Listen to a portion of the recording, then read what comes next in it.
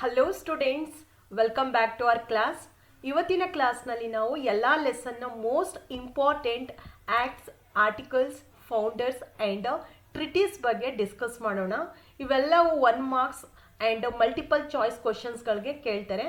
So ನೀವು ಈ ಎಲ್ಲ ಟಾಪಿಕ್ಸ್ನ ಚೆನ್ನಾಗಿ ಪ್ರಾಕ್ಟೀಸ್ ಮಾಡ್ಕೊಳ್ಳಿ. Okay, let's begin. ಮೊದಲಿಗೆ ನಾವು ಎಲ್ಲ ಚಾಪ್ಟರ್ಸಿಂದ ಬರುವಂತಹ ಮೋಸ್ಟ್ ಇಂಪಾರ್ಟೆಂಟ್ ಆ್ಯಕ್ಟ್ಸ್ಗಳನ್ನ ನೋಡೋಣ. First one, the main aim of Charter Act was to renew the license of the East India Company. Charter ಆ್ಯಕ್ಟ್ಸ್ನ ಪ್ರಮುಖ ಉದ್ದೇಶ ನಮ್ಮ ದೇಶದಲ್ಲಿ ಈಸ್ಟ್ ಇಂಡಿಯಾ ಕಂಪನಿನ ಲೈಸೆನ್ಸ್ನ ಎಕ್ಸ್ಟೆಂಡ್ ಮಾಡೋದಾಗಿತ್ತು. ಹಾಗಾಗಿ 1793, ದೆನ್ 1813, 1833 ಆ್ಯಂಡ್ 1853ರಲ್ಲಿ ಚಾರ್ಟರ್ ಆ್ಯಕ್ಟ್ಸ್ಗಳನ್ನು ಜಾರಿಗೊಳಿಸಲಾಯಿತು. Next one, the free trade era started in India through Charter Act of 1813 and a new era of license and authorization started by the Charter Act of 1813. ಈ ಕಾಯ್ದೆಯ ಜಾರಿಗೊಳಿಸುವಂತಹ ಮೊದಲು ಭಾರತದಲ್ಲಿ ವ್ಯಾಪಾರ ಮಾಡುವಂತಹ ಅಧಿಕಾರ ಬರೀ ಕಂಪ್ನಿಗೆ ಮಾತ್ರವಲ್ಲದೆ ಇಚ್ಛೆಯುಳ್ಳವರಿಗೆಲ್ಲರಿಗೂ ಅವಕಾಶವನ್ನು ನೀಡಬೇಕು ಅಂತ ದೊಡ್ಡ ಹೋರಾಟನೇ ನಡೆಯುತ್ತೆ. ಹಾಗಾಗಿ ಈ ಕಾಯ್ದೆಯು ಇಚ್ಛೆ ಇದ್ದಂಥವರಿಗೆಲ್ಲರಿಗೂ ಭಾರತದಲ್ಲಿ ವ್ಯಾಪಾರವನ್ನು ಮಾಡುವಂಥ ಅವಕಾಶವನ್ನು ನೀಡಲಾಗುತ್ತೆ. Then the churches were allowed to enter India officially by the charter act of 1813 and many Christian missionaries started arriving in India after the charter act of 1813. ಚರ್ಚ್ಗಳಿಗೆ ಭಾರತಕ್ಕೆ ಪ್ರವೇಶಿಸುವಂತಹ ಒಂದು ಅಧಿಕೃತ ಅವಕಾಶವನ್ನು ಈ ಕಾಯ್ದೆ ನೀಡಲಾಯಿತು.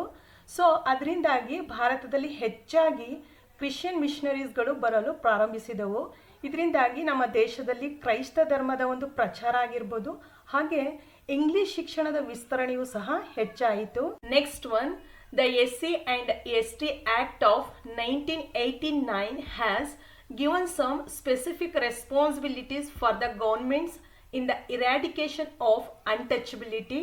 ನಮ್ಮ ಸಂವಿಧಾನದಲ್ಲಿ ವಿಶೇಷವಾಗಿ ಪರಿಶಿಷ್ಟರನ್ನು ಒಳಗೊಂಡಂತೆ ಹಿಂದುಳಿದ ಜಾತಿಯವರಿಗೆ ಶೈಕ್ಷಣಿಕ ಮತ್ತು ಉದ್ಯೋಗ ಅವಕಾಶಗಳಲ್ಲಿ ಮೀಸಲಾತಿಗಳನ್ನು ನೀಡಲಾಗಿದೆ. ಹಾಗೆ the SC and ST Act of 1989ರಲ್ಲಿ ಅಸ್ಪೃಶ್ಯತೆಯ ನಿರ್ಮೂಲನೆಯ ಬಗ್ಗೆ ವಿಶೇಷವಾದ ಜವಾಬ್ದಾರಿಗಳನ್ನು ರಾಜ್ಯ ಸರ್ಕಾರಗಳಿಗೆ ನಮ್ಮ ಕಾನ್ಸ್ಟಿಟ್ಯೂಷನ್ ವಹಿಸಿಕೊಟ್ಟಿದೆ. And next one, the British government through its India Government Act 1935 classified the untouchables and tribal people as scheduled caste and scheduled tribes. British ಸರ್ಕಾರ ಇಂಡಿಯನ್ ಗೌರ್ಮೆಂಟ್ ಆ್ಯಕ್ಟ್ ಆಫ್ 1935 ಮೂಲಕ ಭಾರತದ ಅಸ್ಪೃಶ್ಯ ವರ್ಗ ಹಾಗೆ ಗುಡ್ಡಗಾಡು ವರ್ಗದ ಜನರನ್ನು ಪರಿಶಿಷ್ಟ ಜಾತಿ ಆ್ಯಂಡ್ ಪರಿಶಿಷ್ಟ ಪಂಗಡಗಳು ಎಂಬುದಾಗಿ ಹೆಸರಿಸಲಾಯಿತು. And next one, Vernacular Press Act was enacted to curb the independence of the independent press. ಭಾರತದ ಸ್ವತಂತ್ರ ಹೋರಾಟದ ಸಂದರ್ಭದಲ್ಲಿ ಪತ್ರಿಕೆಗಳು ಬ್ರಿಟಿಷ್ ಸರ್ಕಾರದ ಧೋರಣೆಗಳನ್ನು ವಿರೋಧಿಸತೊಡಗಿದಾಗ ಪತ್ರಿಕಾ ಸ್ವಾತಂತ್ರ್ಯವನ್ನು ತಡೆಯುವಂತಹ ಸಲುವಾಗಿ ಈ ವರ್ನಾಕ್ಯುಲರ್ ಪ್ರೆಸ್ ಆ್ಯಕ್ಟ್ನ ಬ್ರಿಟಿಷ್ ಸರ್ಕಾರ ಲಾ ಲಿಟ್ಟನ್ನ ಕಾಲದಲ್ಲಿ ಜಾರಿಗೊಳಿಸಿತು. Next one, the other name of Indian Councils Act of 1909 is Minto Morley reformation act. ಈ ಕಾಯ್ದೆಯನ್ನು ಮಿಂಟೋ ಮಾರ್ಲೆ ಸುಧಾರಣಾ ಕಾಯ್ದೆ ಅಂತಲೂ ಕರೆಯುತ್ತಾರೆ.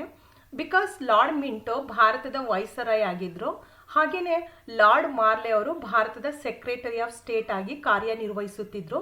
ಹಾಗಾಗಿ ಈ ಕಾಯ್ದೆಯನ್ನು ಮಿಂಟೋ ಮಾರ್ಲೆ ರಿಫಾರ್ಮೇಷನ್ ಆ್ಯಕ್ಟ್ ಅಂತ ಕರೆಯುತ್ತಾರೆ. Next one, Indian Councils Act of 1909 was used to divide and rule India. ಈ ಕಾಯ್ದೆಯನ್ನು ಬ್ರಿಟಿಷರು ಭಾರತೀಯರನ್ನು ಹೊಡೆದು ಆಳಲು ಈ ಕಾಯ್ದೆಯನ್ನು ಬಳಸಿಕೊಂಡ್ರು.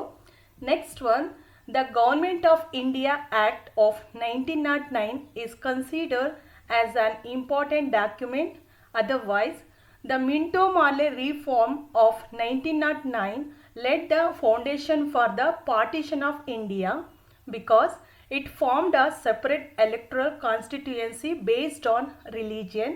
So this is most important question. It is repeated question, so you have to practice.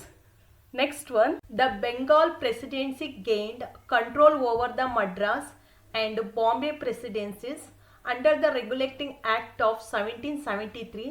ಈ ಕಾಯ್ದೆ ಜಾರಿಗೆ ಬರುವ ಮೊದಲು ಬ್ರಿಟಿಷರ ಅಧೀನದಲ್ಲಿದ್ದಂತಹ ಪ್ರಾಂತ್ಯಗಳನ್ನು 3 ಪ್ರೆಸಿಡೆನ್ಸಿಗಳಾಗಿ ವಿಂಗಡಿಸಲಾಗಿತ್ತು. ಅವುಗಳ ಯಾವಂತ ನೋಡಿದ್ರೆ ಬೆಂಗಾಲ್, ಮುಂಬೈ ಆ್ಯಂಡ್ ಮಡ್ರಾಸ್ ಪ್ರೆಸಿಡೆನ್ಸಿಗಳು. ಈ 3 ಪ್ರೆಸಿಡೆನ್ಸಿಗಳು ಸೆಪ್ರೇಟ್ ಆ್ಯಂಡ್ ಇಂಡಿಪೆಂಡೆಂಟ್ ಆಗಿ ಕಾರ್ಯವನ್ನು ನಿರ್ವಹಿಸುತ್ತಿದ್ದವು.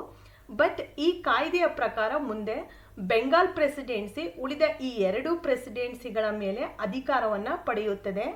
Next one, pits India act 1784 was formed in order to rectify inconsistencies in the Regulating Act of 1773.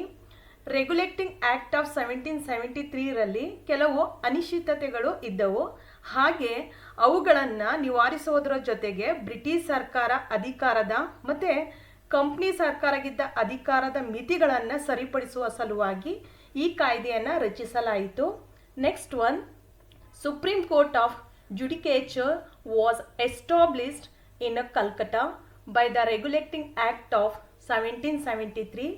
ಕಲ್ಕತ್ತಾದಲ್ಲಿ ರೆಗ್ಯುಲೇಟಿಂಗ್ ಆ್ಯಕ್ಟ್ನ ಪ್ರಕಾರ ಸುಪ್ರೀಂ ಕೋರ್ಟ್ ಸ್ಥಾಪಿಸಲಾಯಿತು. ಈ ಸೆಂಟ್ರಲ್ ಕೋರ್ಟ್ನಲ್ಲಿ ಒಬ್ಬರು ಚೀಫ್ ಜಸ್ಟಿಸ್ ಮತ್ತು 3 ಜನ ಆರ್ಡಿನರಿ ಜಡ್ಜಸ್ ಕಾರ್ಯವನ್ನು ನಿರ್ವಹಿಸುತ್ತಿದ್ದರು. Next one, according to charter act 1833, the governor general of Bengal was named as the governor general of India.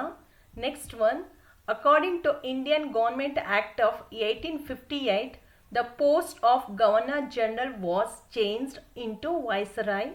Next one, Regulating Act was implemented in the year 1773. Next one, Indian Government Act of 1935 established Reserve Bank of India. ಭಾರತೀಯ reserve ಬ್ಯಾಂಕ್ನ ಸ್ಥಾಪನೆಗೆ ಈ ಕಾಯ್ದೆಯು ಅವಕಾಶ ನೀಡಿತು. Next one, Indian government act of 1935 acted as the base for the formation of Indian Constitution. ನಮ್ಮ ಭಾರತದ ಸಂವಿಧಾನದ ರಚನೆಗೆ ಈ ಕಾಯ್ದೆಯು ಅಡಿಪಾಯವಾಗಿದೆ. ಈ ಕಾಯ್ದೆ ರಚನೆಗೊಳ್ಳಲು ಮೋತಿಲಾಲ್ ನೆಹರು ಅವರ ಅಧ್ಯಕ್ಷತೆಯಲ್ಲಿ 1928ರಲ್ಲಿ ತಯಾರಾದಂತಹ ಒಂದು ವರದಿಯೇ ಮುಖ್ಯವಾಗಿದೆ. ಹಾಗೆಯೇ ನಮ್ಮ ಸಂವಿಧಾನದಲ್ಲಿರುವಂತಹ ಬಹುತೇಕ ಅಂಶಗಳು ಈ ಕಾಯ್ದೆಯನ್ನೇ ಆಧರಿಸಿ ರಚಿಸಲಾಗಿದೆ. And next one, Indian Councils Act of 1919 is called as Montesquieu-Jamesford Reformative Act. Next one, Charter Act 1833 barred any discrimination based on religion, birth and skin color. ಧರ್ಮ, ಬಣ್ಣ ಮತ್ತು ಹುಟ್ಟಿನ ಆಧಾರದ ಮೇಲೆ ಯಾವುದೇ ರೀತಿಯಲ್ಲೂ ತಾರತಮ್ಯ ಮಾಡುವಂತಿಲ್ಲ ಎನ್ನುವುದನ್ನು ಈ ಕಾಯ್ದೆಯಲ್ಲಿ ನಿರ್ದೇಶಿಸಲಾಗಿತ್ತು. Next one, the Indians have attained their paramount power in the name of the British Empire only, but not on their own. It was declared in Pitt's India Act 1784. Next one, the Government of India has implemented Untouchability Offence Act in the year 1955.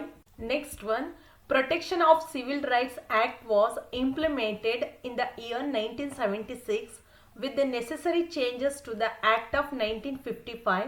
Then Protection of Civil Rights Act, practicing untouchability is a crime. ನಮ್ಮ ಭಾರತದ ಸರ್ಕಾರ ಅಸ್ಪೃಶ್ಯತಾ ಅಪರಾಧಗಳ ಕಾಯ್ದೆಯನ್ನು 1955ರಲ್ಲಿ ಜಾರಿಗೊಳಿಸಿತು. But ಇದರಲ್ಲಿ ಕಂಡುಬಂದಂತಹ ಕೆಲವು ಲೋಪದೋಷಗಳನ್ನು ತಿದ್ದುಪಡಿ ಮಾಡಿ ನಾಗರಿಕ ಹಕ್ಕುಗಳ ಸಂರಕ್ಷಣಾ ಕಾಯ್ದೆ ಎಂದು 1976ರಲ್ಲಿ ಮಾರ್ಪಾಡುಗೊಳಿಸಿತು. ಈ ಕಾಯ್ದೆಯ ಪ್ರಕಾರ ಅಸ್ಪೃಶ್ಯತೆಯ ಆಚರಣೆ ಒಂದು ಶಿಕ್ಷಾರ್ಹ ಅಪರಾಧವಾಗಿದೆ. Next one, representation of the regional council was allowed through election for the first time by the Indian councils act of 1919. ಮೊದಲ ಬಾರಿಗೆ ಚುನಾವಣೆ ಮೂಲಕ ಶಾಸನ ಸಭೆಗೆ ಆಯ್ಕೆಯಾಗಲು ಅವಕಾಶವನ್ನು ನೀಡಲಾಯಿತು. Next one, the federal court was established by the Indian government act of 1935. ಭಾರತದಲ್ಲಿ federal court ಸ್ಥಾಪನೆಗೆ ಈ ಕಾಯ್ದೆಯು ಅವಕಾಶ ನೀಡಿತು. Now let's understand all the important articles.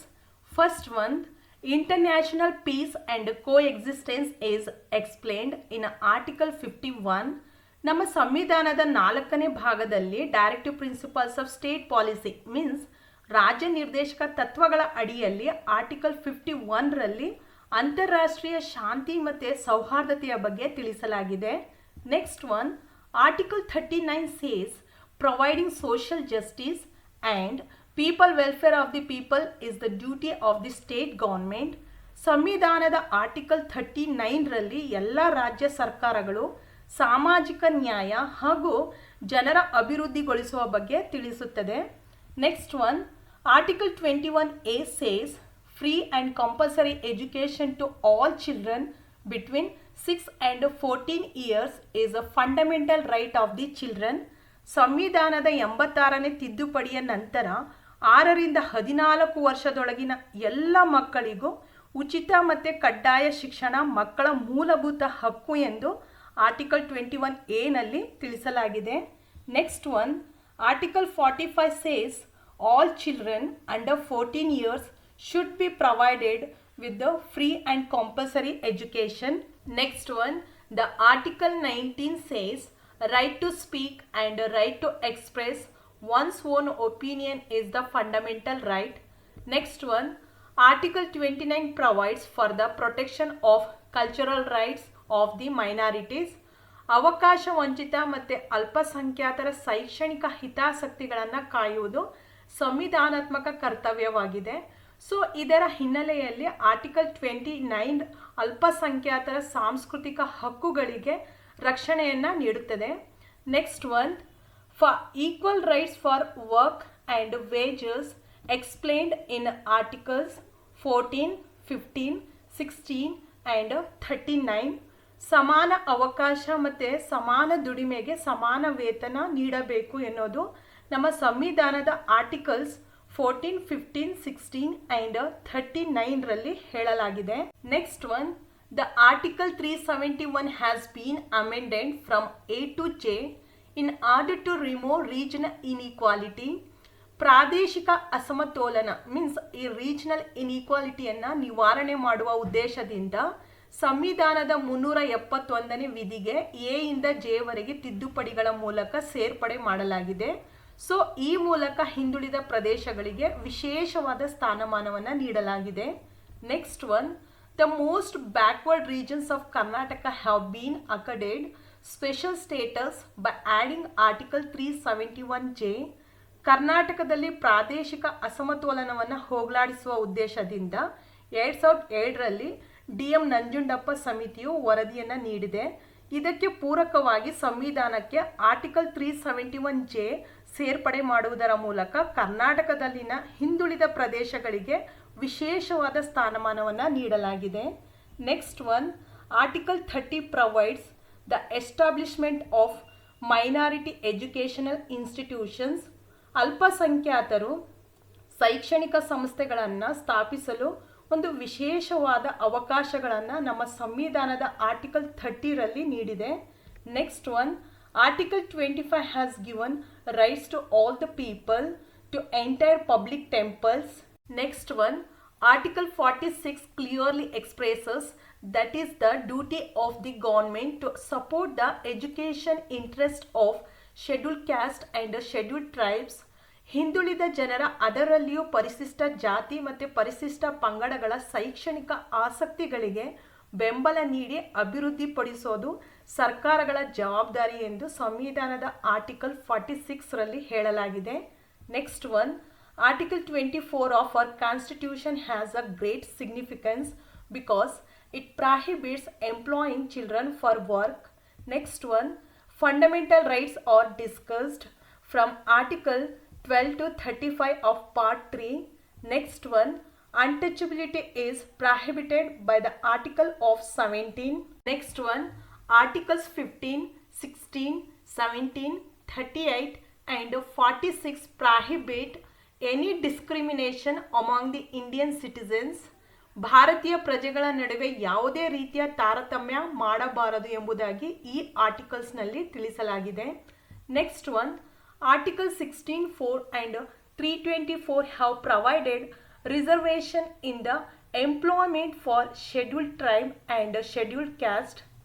Next one, Articles 330, 332, 334 provide scheduled reservation for scheduled caste and tribes in politics. Next one, Article 29 declares education facilities. Now let's understand all the important founders. First one, Atmiya Sabha was founded by Rajaram Mohan Rai. Next one, Swaraj Party was founded by Motilal Nehru and C.R. Das. Let's see next one. Karnataka State Raita Sangha was founded by Professor M.D. Nanjunda Swamy. Next one. The founder of Amul Milk Products is Varghese Kurian. Next one. The Congress Socialist Party was founded by Subhash Chandra Bose and Jawaharlal Nehru. Next one. Forward Bloc was founded by Subhash Chandra Bose. Bahishkrut Hitakarani Sabha and Swatantra Karmika Party were founded by Dr. B.R. Ambedkar. Next one, Prarthana Samaj was founded by Dr. Atmaram Panduranga. Next one, Ramakrishna Mission was founded by Swami Vivekananda. Next one, Theosophical Society was basically founded by Madam Blavatsky and Colonel H.S. Olcott. Next one, Sri Narayana Dharma Paripalana Yogam was founded by Sri Narayana Guru. Next one, Muslims League was founded in the year 1906.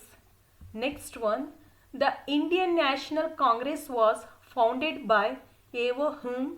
Next one, the drain theory was forwarded by Dadabhai Naoroji. Next one, Satya Shodhak Samaj was founded by Mahatma Jyoti Bapule. Next one, Brahma Samaj was started by Raja Ram Mohan Rai. Next one, Young Bengal movement was started by Henry Louis Vivian Derozio. Next one, the Arya Samaj was founded by Dayananda Saraswati.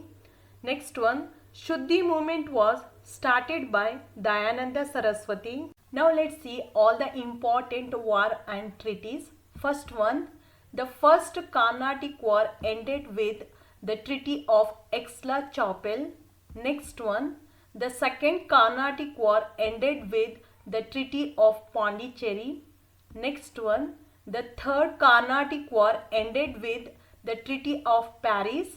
Next one, the first Anglo-Mysore War ended with the Madras Treaty. Next one, the second Anglo-Mysore War ended with the Treaty of Mangalore. The third Anglo-Mysore War ended with the Treaty of Srirangapatna. Next one, the first Anglo-Maratha War ended with the Treaty of Salbai. Next one, the second Anglo-Maratha War ended with the Treaty of Bessin. Okay students, practice this all the important acts, articles, founders and treaty, and we will continue our class with the next video. Till then, take care.